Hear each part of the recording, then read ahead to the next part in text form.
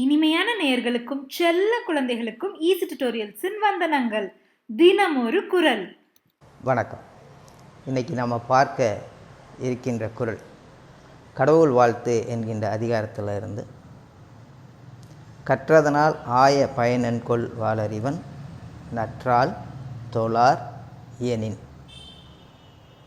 கல்வியை பற்றி நமக்கு எல்லாருக்குமே தெரியும். கல்வி தான் ஒரு மனிதனுக்கு மிக மிக அடிப்படையானது, முக்கியமானது. கல்வி இல்லை அப்படின்னா அவனுடைய வாழ்க்கை ரொம்ப கஷ்டத்துக்கு உள்ளாகும். கல்வி தான் ரொம்ப பிரதானமானது. நல்லா படிச்சிருக்காரு அப்படின்னா அவருக்கு பேரும் புகழும் தேடி வருது. மிக பிரபலமாக ஆயிட்டார் அப்படின்னா பல நாடுகளுக்கு போகிறாங்க, பல பல்கலைக்கழகங்களுக்கு போகிறாங்க,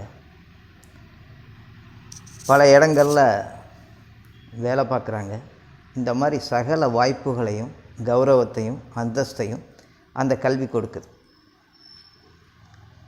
வள்ளுவர் என்ன சொல்கிறாரு?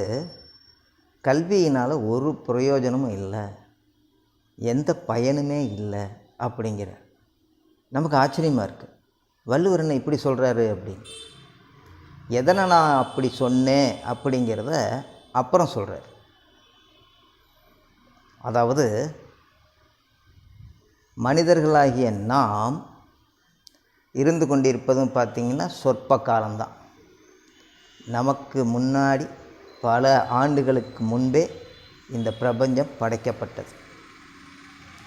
ஓரறிவு, ஈரறிவு, மூன்றறிவு, நான்கறிவு, ஐந்தறிவுன்னு வந்து கடைசி ஆறாவது அறிவுன்னு மனிதர்களாகிய நாம் வந்திருக்கோம்.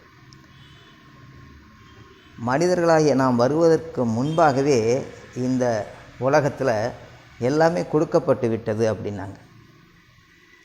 அப்போது இத்தகைய செயல்களையெல்லாம் செய்து கொண்டிருக்கின்ற செய்த அந்த இயற்கையை, அந்த இறைநிலையை, இன்னும் பார்த்திங்கன்னா கடவுள் வாழ்த்தில் 2வது குறளாக வள்ளுவர் இந்த குறளை பதிவு பண்ணுறார். அப்போ அந்த இறைநிலையை, அந்த இயற்கையை, அந்த கடவுளை ஒருவன் மதிக்கவில்லை என்றால், அதற்கு தேவையான அந்த மரியாதையை கொடுக்கவில்லை என்றால், இன்னும் இயற்கையை அலட்சியப்படுத்துகிறார் என்றால், அவர் என்னதான் படிச்சிருந்தாலும் அதனால் எந்த ஒரு பிரயோஜனமும் கிடையாது, எந்த ஒரு பயனும் கிடையாது அப்படிங்கிறார். நற்றால் தொழார் எனின், அதனுடைய மரியாதையை தெரியாத பொழுது, அதனுடைய மேன்மையை புரிந்து கொள்ளாத பொழுது, அதனை அவர் அலட்சியப்படுத்தும் பொழுது, அவர் எவ்வளவு தான் படிச்சிருந்தாலும் அதனால் எந்த விதமான பயனும் இல்லை அப்படிங்கிறார். அதை எப்படி சொல்கிறாரு? கற்றதனால் ஆய பயன் என்கொள் வாளறிவன் நற்றால் தொழார் எனின். சரிங்களா? அடுத்த குறளில் சந்திக்கலாம். நன்றி. உங்களுக்கு இந்த வீடியோ பிடிச்சிருந்துச்சுன்னா லைக் பண்ணுங்கள்.